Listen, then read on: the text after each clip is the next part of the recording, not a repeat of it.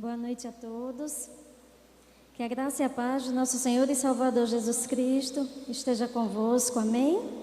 Maravilhoso estarmos aqui. Vamos meditar na palavra do Senhor, Marcos capítulo 5. Vamos ler a partir do versículo 21. Tendo Jesus voltado no barco para o outro lado, afluiu para ele grande multidão, e ele estava junto do mar. Eis que se chegou a ele um dos principais da sinagoga, chamado Jairo, e vendo, prostrou-se a seus pés, e insistentemente lhe suplicou: minha filhinha está à morte. Vem, impõe as mãos sobre ela, para que seja salva e viverá. Jesus foi com ele. Meus irmãos, nesse dia aqui, desse acontecimento, foi um dia muito cheio, muito produtivo para o Senhor Jesus. Ele estava já exercendo o seu ministério terreno. E naquele dia, o Senhor Jesus, ele estava vindo lá da cidade de Cafarnaum, atravessou ali o mar da Galileia e estava passando pela região de Decápolis. O Senhor Jesus tinha acabado de libertar um rapaz, um gadareno, que estava possesso, endemoniado. E o Senhor o libertou e transformou aquele rapaz e disse que ele testemunhasse lá na cidade dele tudo o que ele havia recebido do Senhor. E o Senhor atravessa o mar da Galileia, e quando ele chega lá do outro lado, tem uma multidão que o está esperando. E ele é abordado por essa multidão. Tem uma multidão ali esperando o Senhor. Só que naquela multidão tinha um homem que se destacava, um homem que se diferenciava. E eu quero até dizer aqui que o destaque de Jairo não era simplesmente porque ele era um homem importante, porque ele era um homem importante. A palavra nos diz que ele era um homem importante. Jairo, ele era um homem que, pelo que eu estava lendo, quando eu estava estudando sobre a vida dele, ele era inclusive responsável pela liturgia dos trabalhos na sinagoga. Era um homem importante, um homem zeloso, um homem benquisto pela sociedade, um homem que tinha um perfil de cidadão justo, cidadão correto. Mas o que o diferenciava não era isso, mas foi a fé de Jairo que o diferenciou. E naquele momento Jairo, ele vai ao encontro de Jesus, mesmo ele sendo um dos principais da sinagoga. Quando ele vê Jesus, ele prostra-se aos seus pés. Ele não chegou a Jesus como sendo alguém importante.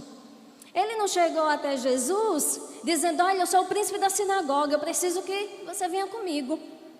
Ele não chegou impondo, mas ele chegou, acredito inclusive que Jairo, assim como vários outros príncipes da sinagoga, que tinham naquela época, que duvidavam do poderio do Senhor, que duvidavam que o Senhor Jesus era o Filho de Deus. Acredito que Jairo ouviu muito acerca disso, mas não se contaminou. E quando ele viu o mestre, ele o reconheceu. Ele enxergou em Jesus o Filho de Deus verdadeiramente e lançou os seus pés de Jesus. Tinha uma multidão ali, mas ele passou por aquela multidão e lançou os seus pés de Cristo. E quando ele lançou os seus pés de Cristo, ele estava procurando algo, um milagre específico. Ele diz: olha, Senhor, eu tenho uma filha, ela tem somente 12 aninhos, uma pré-adolescente, e ela está muito doente.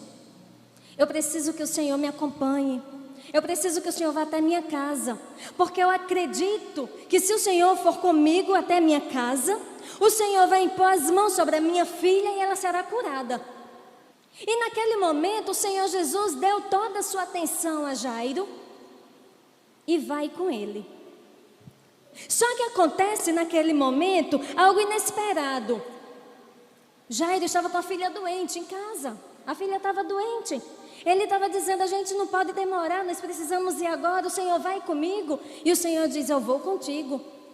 Só que naquele momento a multidão começa a rodear o Senhor Jesus, e a multidão começa a apertar o Senhor Jesus, e acontece um outro milagre naquele momento. O Senhor já tinha ali libertado o rapaz lá na cidade de Gadara. E agora o Senhor está ali sendo apertado pela multidão, e o Senhor Jesus diz: quem me tocou?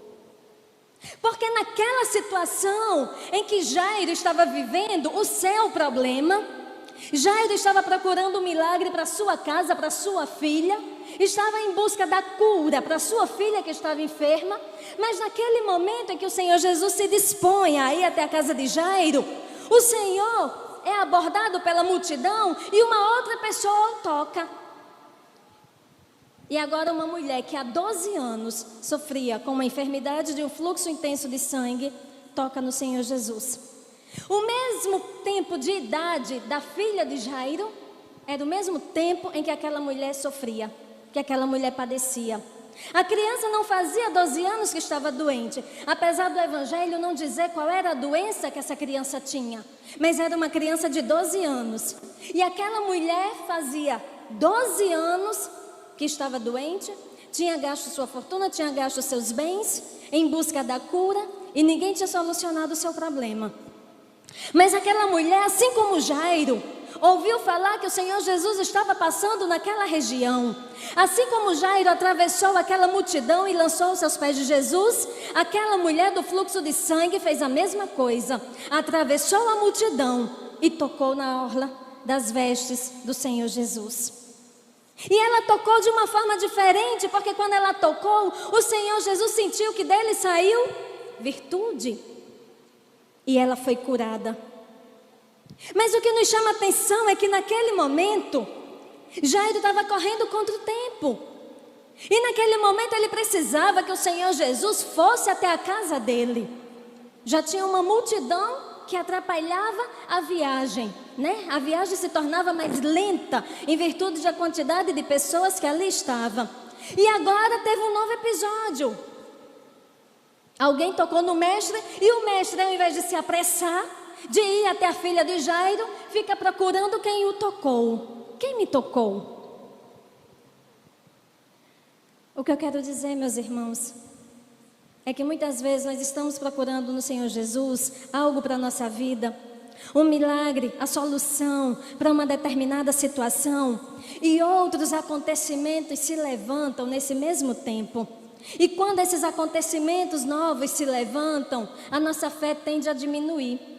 A gente tende a achar que não vai dar certo. Em um primeiro momento é como se a gente tivesse com a fé lá em cima. Quando as coisas começam a desviar a direção, parece que a fé ela diminui, mas não é assim que deve ser.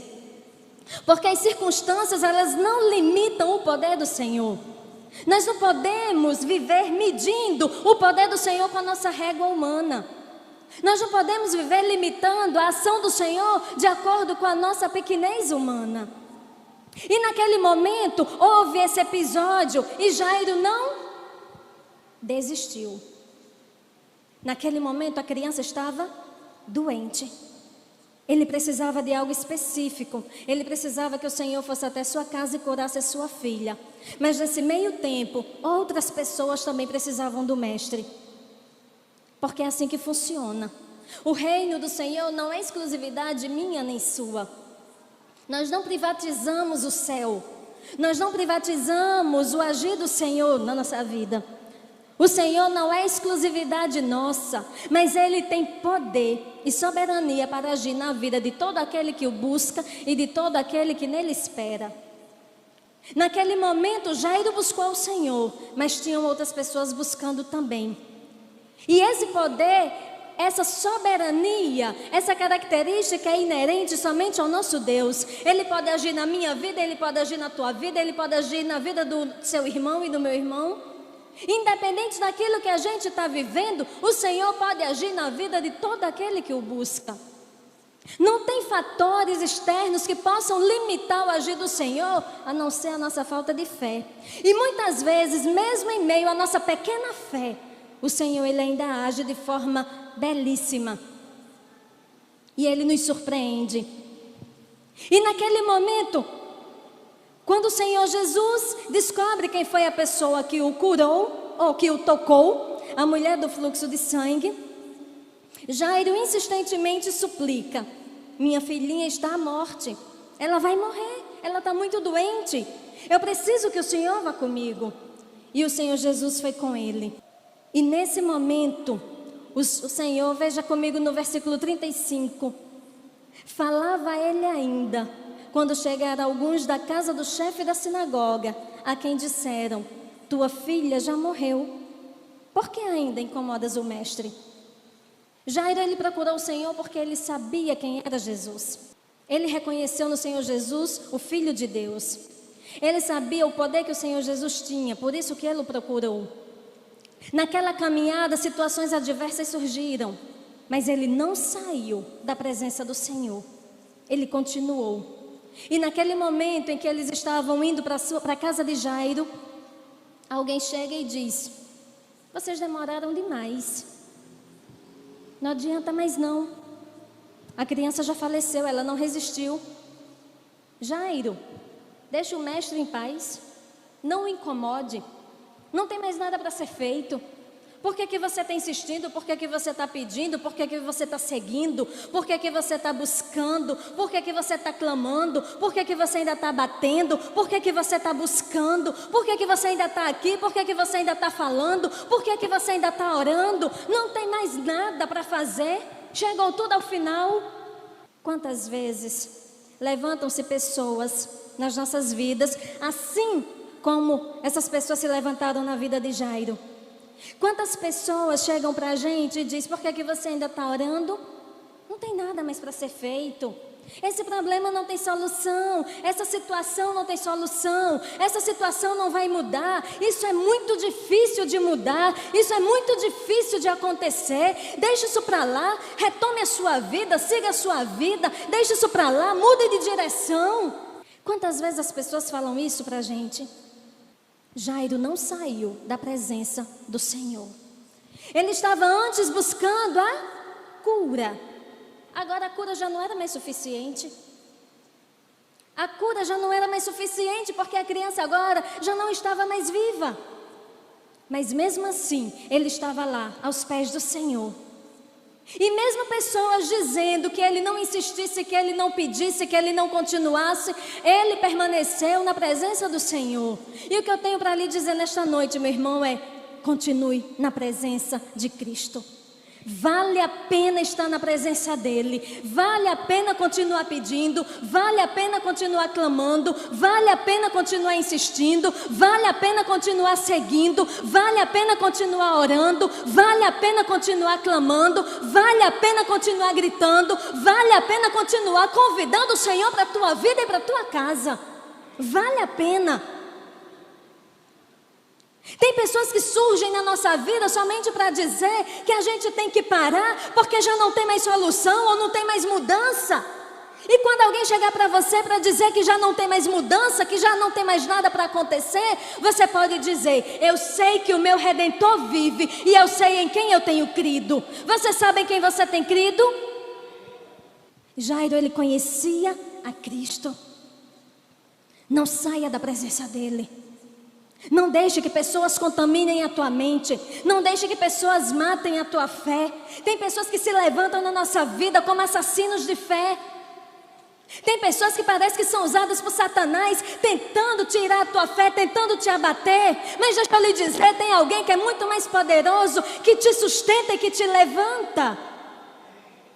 E que mesmo quando as coisas parecem contrárias, ou parecem perdidas, ou parecem não ter solução, a solução não vem de você, a solução não vem de mim. Porque se viesse das nossas mãos, eu dizia: desista. Porque nós somos limitados, porque nós não podemos, porque nós erramos, porque nós caímos. Mas a solução está naquele que não erra, naquele que não falha, naquele que tem todo o poder, naquele que não desiste de você. A solução está nele. E é para ele que nós devemos olhar. Tem alguém que está mandando você desistir? Tem alguém que tem dito para você parar de orar? Tem alguém que tem dito para você desistir e cessar com o que você tanto tem pedido? Você vai dizer o seguinte: eu vou continuar orando porque você não sabe a oração que eu tenho feito. Você sabe da tua oração? Eu não sei o que você tem orado, nem o que você tem pedido, mas você sabe o que você tem feito. E mais importante, a tua oração eu não conheço, mas Ele tem ouvido todas elas. A tua oração eu não conheço, Mas todas as orações que você tem feito e todas as lágrimas que você tem derramado tem sido colhida pelos anjos, tem sido levada até o alto e sublime trono do Senhor, e lá queima com cheiro de incenso, de adoração a Deus. A tua oração tem poder. A tua comunhão com o Senhor tem poder. Quando alguém falar para você desistir, você diga: ah, meu irmão, ah, meu querido, minha querida, você não sabe o que eu tenho orado, você não sabe como eu tenho buscado. E naquele momento as pessoas dizem: por que ainda incomodas o mestre? Palavras negativas. Mas Jesus, sem acudir a tais palavras, disse ao chefe da sinagoga: não temas, crê somente. O Senhor não deu atenção àquelas pessoas. O Senhor ouviu o que aquelas pessoas disseram, mas não deu atenção. E o Senhor olha para Jairo e diz: crê somente. Continua olhando para mim. Quando você foi me buscar, o problema já existia, mas você teve fé suficiente para me buscar. Então continue. Não é porque os outros estão dizendo que não tem solução que você deve parar. Continue. Crê somente.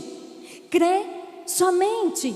Não temas. Quando o Senhor diz assim, meus irmãos, não temas, eu entendo que naquela hora Jairo teve medo. Quando o Senhor diz assim, não temas, é porque o Senhor percebeu que Jairo sentiu um medo naquele momento. Ele acabou de receber uma notícia muito triste. E naquele momento ele sentiu um pouco de medo, sim. Ele é humano, ele era humano. Nós somos humanos. Em algum momento da nossa vida o medo vai chegar. Em algum momento o temor vai chegar. Mas não pode ser maior do que a sua fé. Você pode até ter um pouco de medo, mas não pode duvidar da ação de Deus na sua vida. Você pode até naquele momento ter um pouquinho de medo, mas você vai olhar para o céu e vai saber de onde vem o seu socorro. Chegando à casa do chefe da sinagoga, o versículo 38, viu Jesus o alvoroço, os que choravam e os que pranteavam muito. O Senhor foi. Jairo não saiu da presença de Jesus. Quando chegou lá na casa dele, tinham muitas pessoas chorando, fazendo alvoroço. E o Senhor olha para aquelas pessoas e diz: o que é que vocês estão fazendo? Por que é que vocês estão chorando? Por que é que vocês estão em desespero? A criança não morreu, ela dorme. E aquelas pessoas que não conheciam a Cristo sorriem, debocham, caçoam de Jesus e dizem: não, ela morreu. Olha o que ele está falando. Está dizendo que ela está só dormindo. Esse aí não sabe muita coisa não. E as pessoas começaram a caçoar de Jesus. Só que o Senhor Jesus, naquele momento, com a sua autoridade, Ele manda todas aquelas pessoas saírem da casa. Todas. Manda todo mundo embora. E Ele deixa junto com Ele os seus discípulos, que com Ele já estavam, e chama o pai e a mãe da criança. E vão até a criança. O que é que isso quer dizer? Tem gente que está na tua casa, mas não vai viver o que você está vivendo. Tem gente que está andando na tua casa, mas não está esperando o que você está esperando. Tem gente que está andando na tua casa, mas não conhece o Cristo que você conhece. Tem gente que está frequentando a tua casa, mas não tem intimidade com o Senhor que você tem. Tem gente que está na tua casa, mas não é servo como você é. Tem gente que está andando na tua casa, mas ao invés de te levantar, está tentando te derrubar. Tem gente que frequenta a nossa casa, mas que não tem visão de céu, tem visão de terra. E desde o momento em que o Senhor nos chamou, nós fizemos uma escolha. E a nossa escolha foi caminhar com Cristo. E quem caminha com Cristo, caminha com gente que conhece a Cristo, com gente que ama Cristo, com gente que ora, com gente que louva, com gente que adora, com gente que tem intimidade, com gente que lê a palavra, com gente que vem para o culto. Quando a gente entrega a nossa vida para Cristo, os nossos relacionamentos também mudam. As pessoas com quem nós costumamos nos acompanhar também mudam. Como é que você vai dizer para alguém que não conhece a Cristo e você vai tentar explicar que você está esperando um milagre? Não vai entender, porque o homem natural não entende o que é espiritual. E aquilo que é espiritual só é revelado àquele que tem intimidade com a eternidade. Não adianta você tentar conviver com pessoas que têm o pé na terra, mas que nunca olhou para o céu. E o Senhor Jesus tira aquelas pessoas de dentro da casa de Jairo, porque aquelas pessoas não conheciam a Cristo, não andavam com Cristo, não estavam esperando o que Jairo estava esperando. E o Senhor Jesus manda aquelas pessoas embora. E tem um outro ponto muito importante nessa situação específica. Lá no início do dia, o Senhor Jesus libertou o rapaz endemoniado. No caminho para a casa de Jairo, ele curou a mulher do fluxo de sangue. Mas agora ele estava na casa de Jairo. E aquele milagre não era para a multidão. Aquele milagre não era para as pessoas que estavam com Jairo, mas aquele milagre era para a casa de Jairo, especificamente. Aquele milagre era para a família de Jairo. É tanto que o Senhor Jesus chamou consigo os seus discípulos que o acompanhavam, chamou o esposo, chamou a esposa, o pai e a mãe da criança e subiram até o quarto da criança. Porque naquele momento o milagre era para aquela família. O Senhor, Ele estava trabalhando no seio daquela família. O Senhor estava trabalhando exclusivamente na casa de Jairo, na vida de Jairo, na vida da esposa de Jairo, na vida da filha de Jairo. E naquele momento a ação do Senhor era para aquela família especificamente. E o que o Senhor tem para fazer na tua casa e na minha casa não diz respeito à casa alheia. O que o Senhor tem para realizar na vida do teu filho, na vida da tua filha, na vida do teu esposo, na vida da tua esposa, Ele vai fazer. E ninguém vai poder agir contra o Senhor, porque quando o Senhor está agindo, ninguém pode impedir. E aquilo que o Senhor tem para fazer na tua casa, na tua vida, no teu relacionamento, no teu casamento, na criação dos teus filhos, na condução da tua casa, Ele vai fazer se assim você permitir, se assim você desejar, se assim você o convidar. Tire de dentro da tua casa aquilo que não é agradável ao Senhor. Tire de dentro da tua casa aquilo que é impedimento entre você e Deus. Tire de dentro da tua família aquilo que te impede de adorar a Deus, porque Ele tem muito para fazer na tua casa. Ele tem muito para fazer na nossa casa. Ele quer muito agir na vida dos nossos filhos. Ele quer muito agir na nossa família. E mais do que nunca, nós estamos em um momento em que Ele deve reinar na nossa casa com exclusividade, porque Ele não divide a glória dEle com ninguém. Tem gente que ainda está guardando dentro de casa alguma coisinha do passado. Relacionamentos antigos, opiniões antigas, pensamentos antigos, comportamentos antigos. Retire do teu meio. Retire de dentro da tua casa, porque é lá que o Senhor quer trabalhar. E naquele momento, versículo 40 diz: e riam-se dele. Tendo ele, porém, mandado sair a todos, tomou o pai e a mãe da criança e os que vieram com ele e entrou onde ela estava. Tomando-a pela mão, versículo 41, tomando-a pela mão disse: Talita cumi, que quer dizer: menina, eu te mando, levanta-te. Quando o Senhor diz assim, Talita cumi, o Senhor usou a linguagem local, a linguagem que aquela criança falava. Porque o Senhor, quando fala conosco, Ele fala de forma clara. O Senhor não nos confunde. O Senhor não fala conosco de uma forma que a gente não compreende. O Senhor não fala conosco de uma forma que deixa dúvida. Mas quando Ele fala conosco, Ele fala com clareza. E naquele momento Ele usou a linguagem local daquela criança. E Ele diz, Talita cumi, quer dizer, menina, levanta-te. Irmã, mas será que ela tinha morrido mesmo? Será que ela não estava em coma?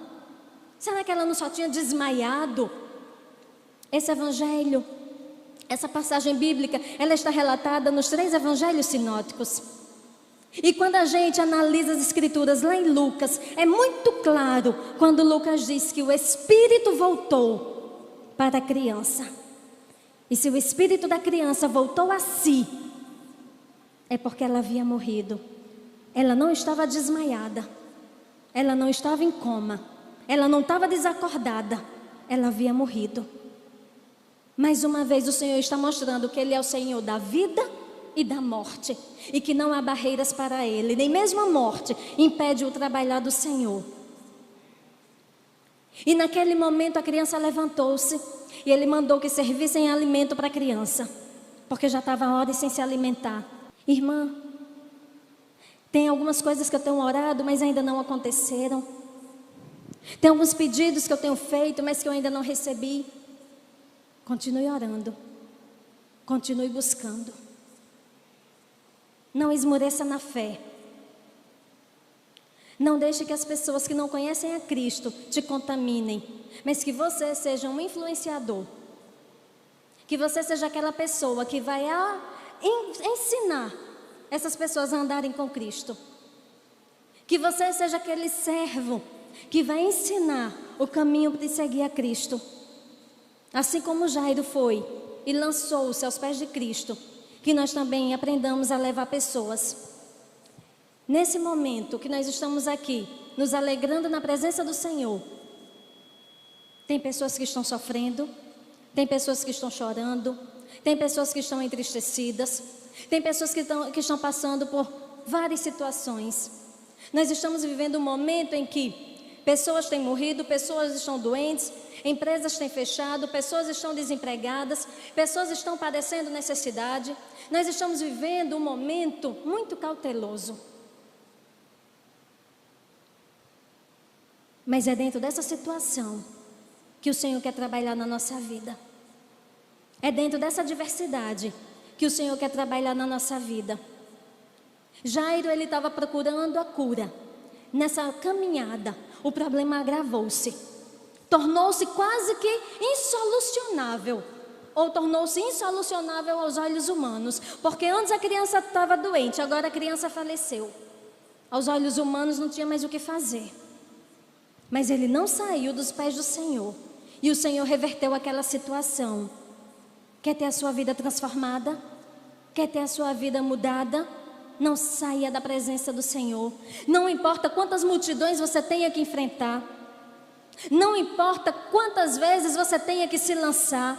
Não importa quantas orações você tenha que fazer. A oração é tua, é entre você e Deus. Não importa quantas você vai ter que fazer, mas o que importa é que Ele vai fazer alguma coisa na tua vida. Se você não tiver fé para isso, você está orando em vão. Se você não tiver fé de que no momento da adversidade você tem um Deus o qual você pode lançar-se aos seus pés e que Ele vai te socorrer, se você não tiver fé para isso, você está perdendo tempo. Exercite a tua fé. Não deixe que as pessoas diminuam a tua fé com palavras pesadas, com palavras negativas. Você sabe o Deus a quem você serve. E deixa eu lhe dizer, Ele está vivo. Ele continua operando milagres. Ah, irmã, mas isso daí foi lá no passado. Ele não mudou. Ele ainda é o mesmo. De ontem, de hoje e será eternamente. Você tem fé para acreditar que Ele está te ouvindo? Se você tem fé suficiente para acreditar que Ele está te ouvindo, que Ele está contigo, que Ele está na tua casa, que Ele está na tua vida, que Ele está na tua família, continue orando, porque uma hora Ele vai responder. E se você tem fé verdadeiramente de que Ele é o Filho de Deus, deixa eu lhe dizer, Ele está vivo. Tem gente que ainda não entendeu que Cristo é uma pessoa e que Ele está vivo. O Cristo das histórias, dos livros de história é um. Mas o Cristo que nós estamos pregando, o Cristo que está no Evangelho, é aquele que veio, que morreu, que ressuscitou, que ascendeu aos céus, que lá está vivo intercedendo por nós. Disse que ia, mas que voltaria. E Ele ainda disse mais, eu vou. Mas você não vai ficar sozinho. Tem alguém que Ele deixou conosco.